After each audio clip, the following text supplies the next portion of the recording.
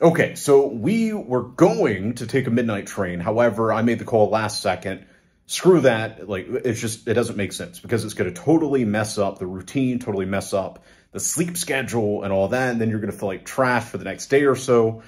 And I prioritize productivity and obviously having an adventure and all that type of stuff. But going at 12 a.m., arriving in Tbilisi at 5 a.m., and then having to book another night for a hotel so you could sleep there for a couple hours and check into a new room.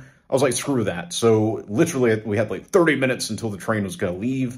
I was like, nah, let's not do it. So we've hired a private driver. It's going to be about 5 hours, 35 minutes to go from Batumi to Tbilisi. Let's get into it.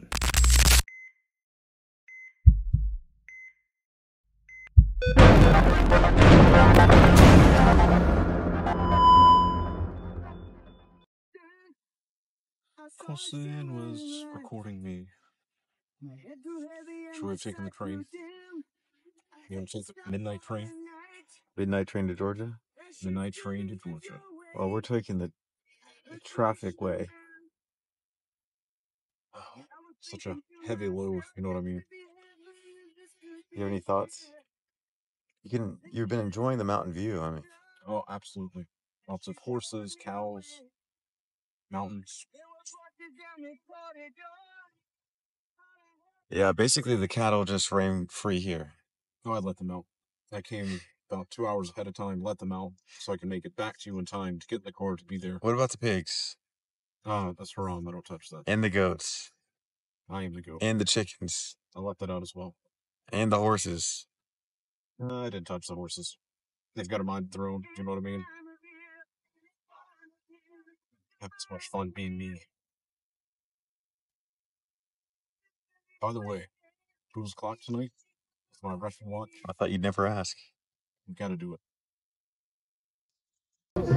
So here we are, guys, on top of Tbilisi. Take a look up here. Man, got stores over here, statue. We'll be seeing that here in a minute. And then if you go over here, some other cool shit that I didn't see last time, but we'll see it this time. So that is the main cathedral here in, I'll just say in Tbilisi. I don't know if it's the entire country. There's the Peace Bridge, got a big statue over there, really cool hotel over that way. But yeah, this is the main area, the old town that you will be spending time in. Old City, whatever it's called. So yeah, Old City, loads of restaurants, tourist things, and all that. Some really good hotels over in this area. And yeah. And almost forgot, up here is a really nice restaurant that we'll be going to together, and some kind of theme park. Like I said, I haven't been up there, but we'll be going there in the next couple of days. So there's the statue we were talking about. Go down here. Just kind of, where is it? Yeah, so you walk, you follow that trail down, and then you can zip line all over the place. That's crazy.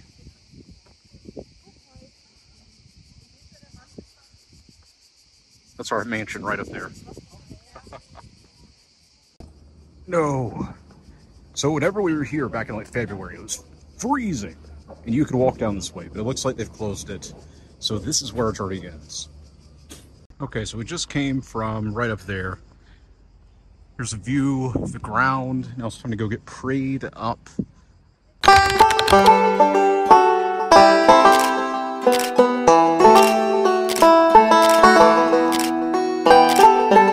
Since Colson and I arrived here in the country of Georgia, I was like, okay, I'm going to go crazy for like 5 days. So we were drinking all the wine, we were eating the pizza, we were trying the capuria, whatever it's called, I don't know.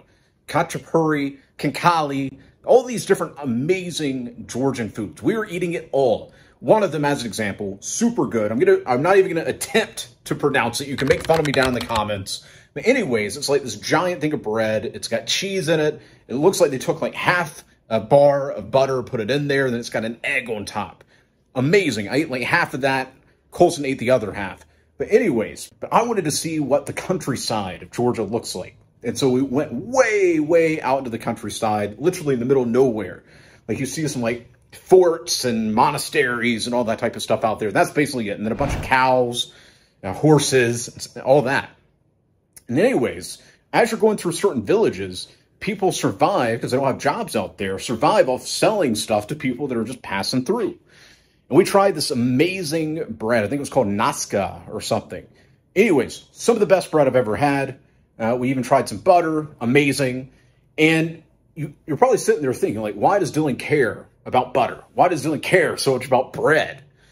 But I'm telling you, bro, whenever you start traveling the world, you compare, like, actual good organic food to, let's say, whatever you're used to eating. There is a noticeable difference. You feel different, aka better. You don't put on the weight, as I've literally proved with myself. I'm telling you guys, like, if you saw what I was eating all the time, me and Colson, we would eat an entire pizza. We would drink like 2 or 3 glasses of wine. Like, this is stuff outside of my normal reality, because I usually just don't eat like that. Like, I don't drink alcohol. I don't eat much, like, example, pizza. Never eat pizza. But here, I'm eating all that, and I feel absolutely amazing. And so it makes you wonder, what is different about the food in Europe compared to, let's say, like America or something like that? Because I've traveled all over the world. I've been to like 24 different countries.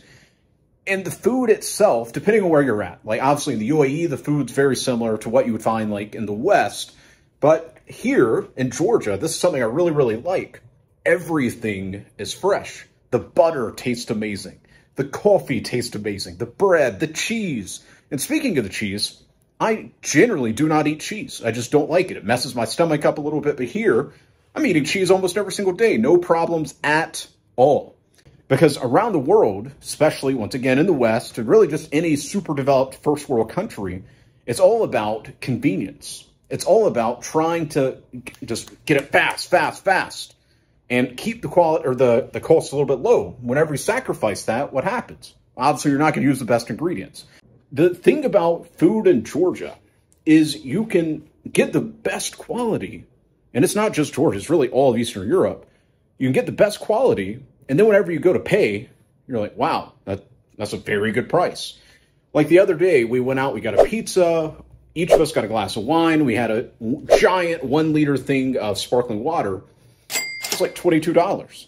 Now, example, where I currently live, and then obviously in America as well, you'd probably be spending about 40, 50 bucks for all that. But anyways, the quality is phenomenal.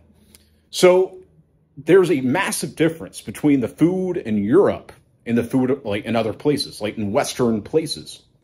You should just follow us for the entirety of our walk. Because people are like, oh, we need more time, not 8-minute vlogs. They should have an hour vlog, 0 talking or just walking. How about that? You like that? Subscribe for more content. Colson's trying to convince me. Look, it had his head out. He's trying to convince me that we should get this turtle down here. Should we, guys? Let me know in the chat. Should we get a turtle? Getting our cardio in. Why take 5 minutes on a treadmill? You can walk for an hour back to the hotel. As you can see, he's very excited. Dylan's filming himself again. Yeah. Having fun? I was telling them that instead of us getting 5 minutes on the treadmill, you insisted that we walk for over an hour back to the hotel. Oh, it's 5 hours. Dude, it's usually 15 minutes of cardio, so it's 5 hours walking now. Yeah. Okay, let's get back on the road, Jack. We're in the tunnels looking for a certain type of people, if you know what I mean. Oh, yeah. So basically, we go under the street, through the tunnels, to get to the other side of the road. It's pretty cool here.